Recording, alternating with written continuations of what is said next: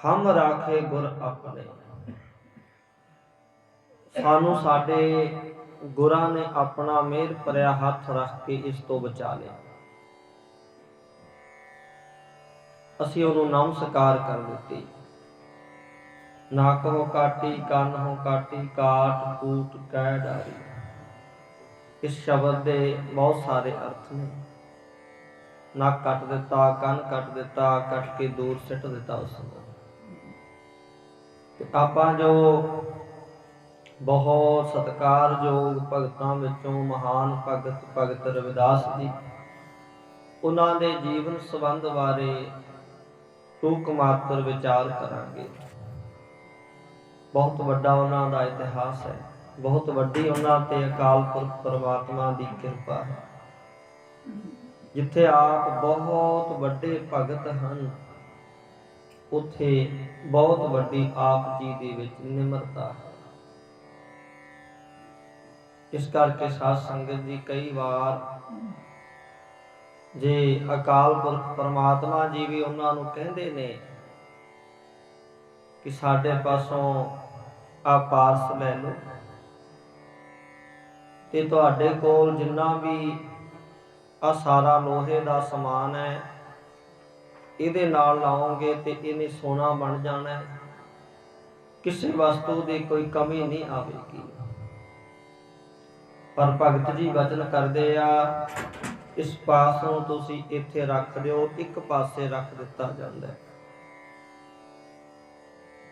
ते भगत जी उस नूं अपना हथ तक नहीं लाउंदे। ते कुछ दिनां बाद फिर ईश्वर जी कोई रूप धारण करके आउंदे आ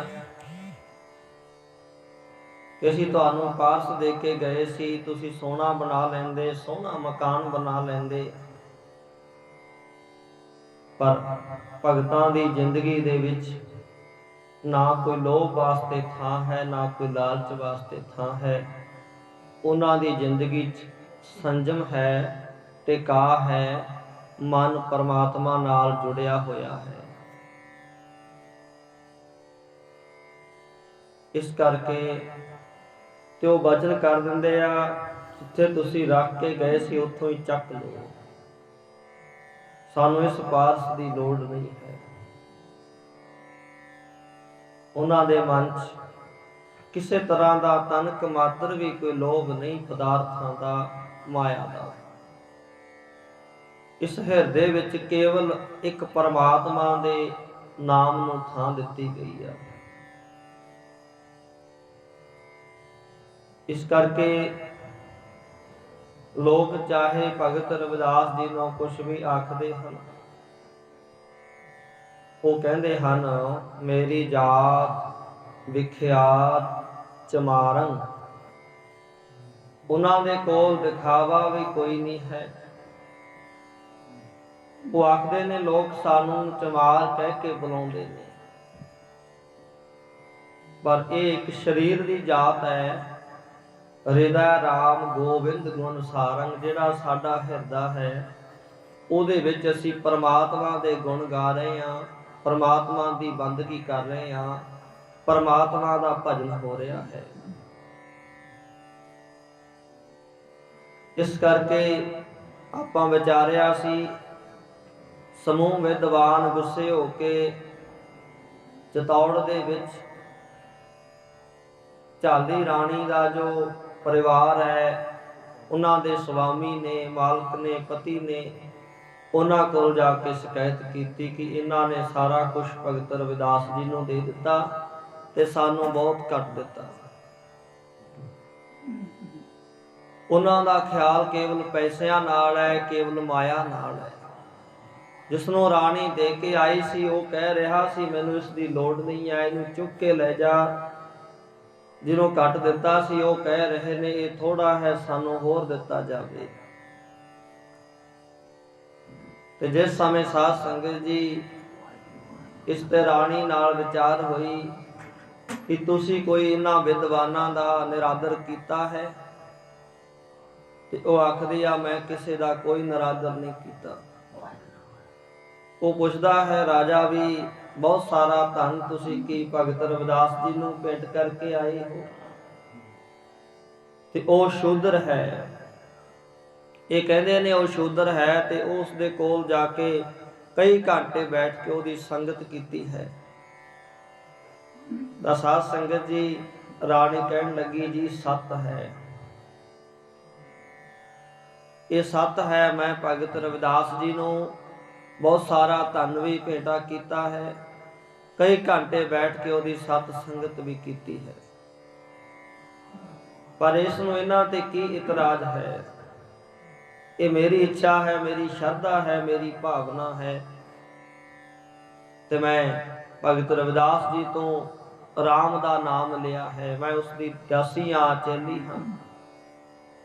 ਇਸ ਕਰਕੇ ਮੈਂ ਉਹਨਾਂ ਨੂੰ ਧਨ ਦੌਲ ਜੋ ਵੀ ਸੀ ਅਰਪਣ ਕਰ ਦਿੱਤਾ ਤੇ ਉਹਨਾਂ ਨੇ ਮੈਨੂੰ ਜੋ ਸ਼ਬਦ ਦਿੱਤਾ ਹੈ ਉਸ ਦੇ ਸਾਹਮਣੇ ਇਸ ਧਨ ਦੌਲਤ ਦੀ ਕੋਈ ਵੀ ਕੀਮਤ ਨਹੀਂ ਹੈ। ਭਾਵ ਇਹ ਤੁੱਛ ਨੇ ਉਹਦੇ ਸਾਹਮਣੇ। ਤੇ ਉਸ ਸਮੇਂ ਵਿਦਵਾਨ ਵੀ ਬੈਠੇ ਹੋਏ ਨੇ, ਉਹ ਗੱਲ ਕਰਦੇ ਆ, ਉਹ ਸ਼ੂਦਰ ਨੇ, ਉਹ ਗਰੀਬ ਨੇ, ਤੁਸੀਂ ਉਹਨਾਂ ਨੂੰ ਕਿਉਂ ਨਮਸਕਾਰ ਕੀਤੀ, ਕਿਉਂ ਸਤਿਕਾਰ ਕੀਤਾ? ਤੇ ਫਿਰ ਨਿਰਣਾ ਹੋਇਆ ਸੀ ਇਸ ਗੱਲ ਦਾ ਕਿ ਆਪਾਂ ਉੱਥੇ ਜਾਵਾਂਗੇ, ਉੱਥੇ ਜਾ ਕੇ ਹੀ ਇਸ ਗੱਲ ਦਾ ਨਿਰਣਾ ਹੋਵੇਗਾ ਕਿ ਜੋ ਵਿਦਿਆ ਦਾ ਹੰਕਾਰ ਕਰਨ ਵਾਲੇ ਤੁਸੀਂ ਵਿਦਵਾਨ ਵੱਡੇ ਹੋ ਜਾਂ ਫਿਰ ਭਗਤ ਜੀ ਰਵਿਦਾਸ ਜੀ ਵੱਡੇ ਹਨ। ਕਿਉਂਕਿ ਸਾਧ ਸੰਗਤ ਧਾਰਮਿਕ ਗ੍ਰੰਥ ਪੜ੍ਹ ਕੇ ਵਿਦਵਾਨ ਬਣਿਆ ਜਾ ਸਕਦਾ ਹੈ, ਸੰਤ ਮਹਾਂਪੁਰਖ ਜਾਂ ਭਗਤ ਨਹੀਂ। ਇੱਕ ਸੰਤ ਮਹਾਂਪੁਰਖ ਬ੍ਰਹਮ ਗਿਆਨੀ ਨੂੰ ਇਸ ਤਰ੍ਹਾਂ ਗਿਆਨ ਹੋ ਜਾਂਦਾ ਹੈ ਜਿਵੇਂ ਹੱਥ ਤੇ ਔਲਾ ਰੱਖੀਏ ਤੇ ਸਾਰੀ ਉਹਦੀ ਲੰਬਾਈ ਚੜਾਈ ਦਾ ਪਤਾ ਲੱਗ ਜਾਂਦਾ ਹੈ ਵੀ ਇੰਨਾ ਕੁ ਆਕਾਰ ਹੈ, ਇਹ ਏਡਾ ਕੁ ਹੈ। ਇੱਕ ਸੰਤ ਨੂੰ, ਇੱਕ ਬ੍ਰਹਮ ਗਿਆਨੀ ਮਹਾਂਪੁਰਖ ਨੂੰ ਇਹ ਸਾਰੀ ਸ੍ਰਿਸ਼ਟੀ ਦਾ ਗਿਆਨ ਹੋ ਜਾਂਦਾ ਹੈ, ਸਮੂਹ ਭਾਸ਼ਾਵਾਂ ਦਾ ਗਿਆਨ ਹੋ ਜਾਂਦਾ ਹੈ। ਤੇ ਵਿਦਵਾਨ ਨੂੰ ਵਿਚਾਰੇ ਨੂੰ ਉਹਨਾਂ ਗਿਆਨ ਰਹਿੰਦਾ ਜਿੰਨੇ ਕੋ ਉਸਨੇ ਗ੍ਰੰਥ ਪੜ੍ਹੇ ਹੁੰਦੇ ਨੇ। ਤੇ ਇਸ ਕਰਕੇ ਇਹ ਵਿਦਵਤਾ ਦੇ ਨਾਲ ਸੰਤ ਨਹੀਂ ਬਣਿਆ ਜਾਂਦਾ। ਸੰਤ ਮਹਾਂਪੁਰਖ ਭਗਤ ਪਰਮਾਤਮਾ ਦੀ ਕਿਰਪਾ ਨਾਲ ਬਣਿਆ ਜਾਂਦਾ ਹੈ, ਪਰਮਾਤਮਾ 'ਚ ਅਭੇਦ ਹੋ ਕੇ ਬਣਿਆ ਜਾਂਦਾ ਹੈ, ਆਪਣਾ ਆਪ ਕੁਰਬਾਨ ਕਰਕੇ ਬਣਿਆ ਜਾਂਦਾ ਹੈ। ਜਿਵੇਂ ਸਾਧ ਸੰਗਤ ਜੀ ਗਹਿਣਾ ਦੇਖਣ 'ਚ ਲੱਗਦਾ ਵੀ ਇਹ ਬਹੁਤ ਸੋਹਣਾ ਹੈ, ਬੜਾ ਸੋਹਣਾ ਹੈ, ਸੋਨਾ ਚਮਕ ਰਿਹਾ ਹੈ, ਪਰ ਉਹ ਗਹਿਣਾ ਇੰਨਾ ਸੌਖਾ ਨਹੀਂ ਬਣਿਆ। ਉਹਦੇ ਵਾਸਤੇ ਪਹਿਲਾਂ ਉਸ ਨੂੰ ਅੱਗ ਦੇ ਵਿੱਚ ਸੜਨਾ ਪਿਆ, ਕੁਠਾਲੀ ਵਿੱਚ ਸੜਨਾ ਪਿਆ, ਆਪਣਾ ਆਪ ਉਸ ਨੂੰ ਵਾਰਨਾ ਪਿਆ ਤੇ ਫਿਰ ਜਾ ਕੇ ਉਹ ਕਿਸੇ ਦੇ ਗਲੇ ਦਾ ਸ਼ਿੰਗਾਰ ਬਣਦਾ ਹੈ, ਕਿਸੇ ਦੇ ਕੰਨਾਂ ਦਾ ਸ਼ਿੰਗਾਰ ਬਣਦਾ ਹੈ, ਫਿਰ ਉਹਨੂੰ ਇਹ ਸਤਿਕਾਰ ਮਿਲਦਾ ਹੈ। ਤੇ ਸਾਧ ਸੰਗਤ ਭਗਤ ਜਨਾਂ ਨੇ ਆਪਣੇ ਅੰਦਰ ਹਉਮੈ ਨੂੰ ਕੋਈ ਥਾਂ ਨਹੀਂ ਦਿੱਤੀ। ਹਉਮੈ ਮਾਰਨੀ ਬਹੁਤ ਔਖੀ ਗੱਲ ਹੈ। ਤੇ ਐਸੀ ਅਵਸਥਾ ਤਾਣ ਹੁੰਦਾ ਹੋਏ ਨਿਤਾਣਾ, ਮਾਣ ਹੁੰਦਾ ਹੋਏ ਨਿਮਾਣਾ, ਬਹੁਤ ਬਲ ਹੋਵੇ, ਬਹੁਤ ਵੱਡੀ ਤਾਕਤ ਕੋਲ ਹੋਵੇ ਤੇ ਇੱਕ ਛਿਨ ਵਿੱਚ ਬਹੁਤ ਕੁਛ ਉਹ ਕਰ ਸਕਦਾ ਹੈ, ਪਰ ਉਸ ਵੱਡੀ ਤਾਕਤ ਨੂੰ ਵੀ ਆਪਣੇ ਆਪ ਵਿੱਚ ਕੰਟਰੋਲ ਕਰਕੇ ਰੱਖਣਾ, ਸਮਾ ਕੇ ਰੱਖਣਾ ਹਰ ਕਿਸੇ ਦੀ ਬਸ ਦੀ ਗੱਲ ਨਹੀਂ ਹੁੰਦੀ। ਕੋਈ ਬੰਦੇ 'ਚ ਕੋਈ ਗੁਣ ਵੀ ਹੋਵੇ ਉਹ ਤੋਂ ਛੁਪਾਇਆ ਨਹੀਂ ਜਾਂਦਾ। ਤੇ ਜਿਨ੍ਹਾਂ ਭਗਤਾਂ ਦੇ ਵਿੱਚ ਇੰਨੀ ਸਮਰੱਥਾ ਹੈ ਕਿ ਛਿਨ 'ਚ ਬਹੁਤ ਕੁਝ ਕਰ ਸਕਦੇ ਆ, ਉਹ ਆਪਣੇ ਆਪ ਨੂੰ ਛੁਪਾ ਕੇ ਰੱਖ ਰਹੇ ਆ। ਇੰਨਾ ਵੱਡਾ ਮਾਣ ਸਤਿਕਾਰ ਹੈ ਜਿਹਨੂੰ ਖੁਦ ਪ੍ਰਮਾਤਮਾ ਦੇ ਦਰਸ਼ਨ ਹੁੰਦੇ, ਪ੍ਰਮਾਤਮਾ ਆਪ ਉਹਨਾਂ ਨੂੰ ਮਿਲਦਾ ਤੇ ਉਹਨਾਂ 'ਚ ਕੋਈ ਘੱਟ ਤਾਕਤ ਨਹੀਂ ਹੁੰਦੀ, ਪਰ ਇੰਨਾ ਮਾਣ ਸਤਿਕਾਰ ਹੁੰਦਿਆਂ ਹੋਇਆਂ ਵੀ ਨਿਮਾਣੇ ਜੇ ਹੋ ਕੇ ਰਹਿਣਾ। ਇਸ ਕਰਕੇ ਨਿਰਣਾ ਕਰਨਾ ਚਾਹਿਆ। ਤੇ ਸਾਧ ਸੰਗਤ ਨਾ ਇਹ ਜਿਹੜੀ ਭਗਤੀ ਆ ਕਿਸੇ ਜਾਤ ਪਾਤ ਦੀ ਗੱਲ ਹੈ, ਨਾ ਕਿਸੇ ਰੂਪ ਰੰਗ ਦੀ ਗੱਲ ਹੈ, ਨਾ ਇਹ ਅਮੀਰੀ ਗਰੀਬੀ ਦੀ ਗੱਲ ਹੈ। ਇਹ ਤੇ ਅਵਸਥਾ ਹੈ ਜਦੋਂ ਗੁਰੂ ਕਿਰਪਾ ਕਰਕੇ ਦੇ ਦਿੰਦਾ ਹੈ ਉਦੋਂ ਪ੍ਰਾਪਤ ਹੋ ਜਾਂਦੀ ਹੈ। ਜੇ ਗੁਰੂ ਨਾਨਕ ਦੇਵ ਮਹਾਰਾਜ ਜੀ ਦੀ ਕਿਰਪਾ ਦ੍ਰਿਸ਼ਟੀ ਭਾਈ ਲਾਲੋ ਜੀ ਤੇ ਹੋਏ, ਉਹਨੂੰ ਚਾਹੇ ਸ਼ੂਦਰ ਕਹਿੰਦੇ ਸਨ, ਪਰ ਉਹਨੂੰ ਵੀ ਉਹਨਾਂ ਨੇ ਸੰਤ ਬਣਾ ਦਿੱਤਾ, ਮਹਾਂਪੁਰਖ ਬਣਾ ਦਿੱਤਾ।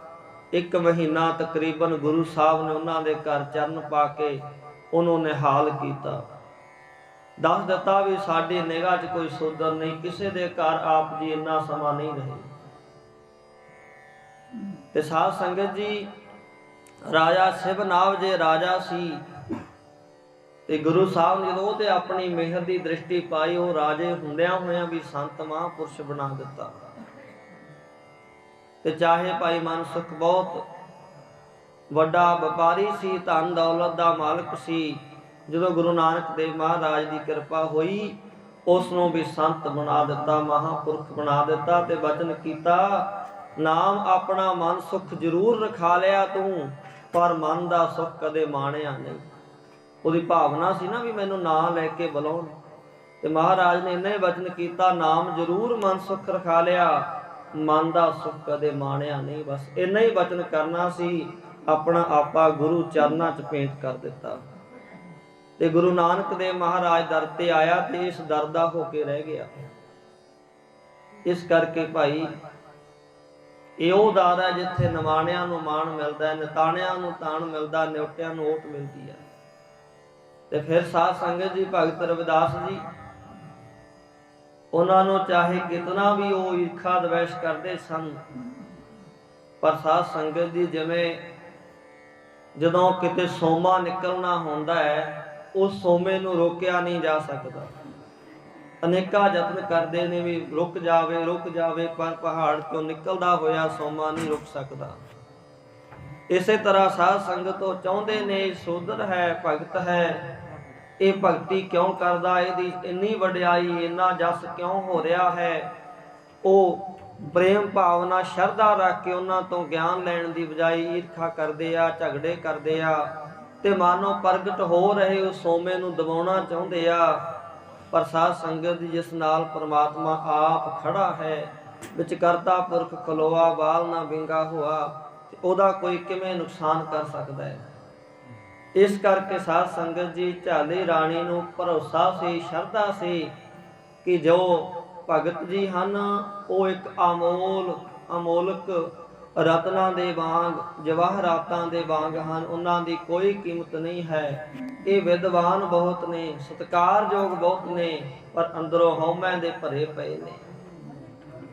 ਇਸ ਕਰਕੇ ਸਾਧ ਸੰਗਤ ਉਸਨੇ ਨਿਰਣਾ ਕੀਤਾ ਕਿ ਆਪਾਂ ਭਗਤ ਜੀ ਉਹਨਾਂ ਚੋਂ ਕੌਣ ਵੱਡਾ ਹੈ ਤੇ ਕੌਣ ਰੱਬ ਨੂੰ ਮਿਲਿਆ ਹੋਇਆ ਹੈ, ਇਹਦੀ ਪਰਖ ਕਰਾਂਗੇ।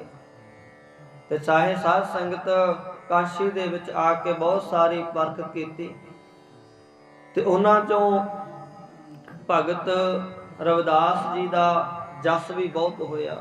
ਜਿਵੇਂ ਮੂਰਤੀਆਂ ਨੂੰ ਸੱਦਣਾ, ਭਗਤ ਜੀ ਦੇ ਕਹਿਣ ਤੇ ਆ ਜਾਣਾ।